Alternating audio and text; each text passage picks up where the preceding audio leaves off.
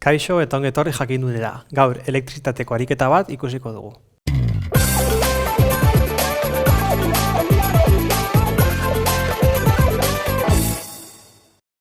Ariketa honetan 6 zirkuito ezberdin ematen dizkigute eta gu tentsioa kalkulatu beharko dugu.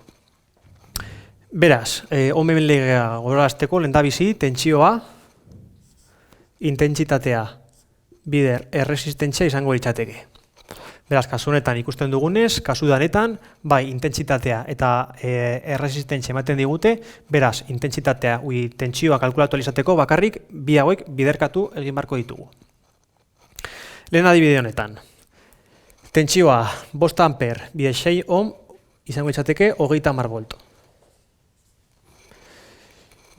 Bigarren ariketa honetan, amper bat bider 3 ohm, tentsioa 3 volt izango litzateke.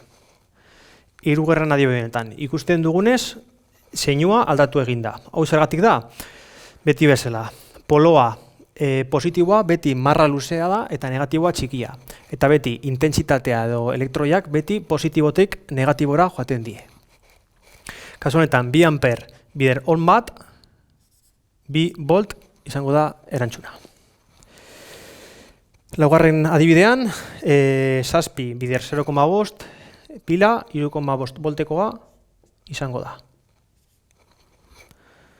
Laugarren adibide honetan, 2 amper bide 6 ohm 12 voltekoa izango da daukagun pila, eta azkenik 7 amper bider 2 ohm pila 14 voltekoa izango da.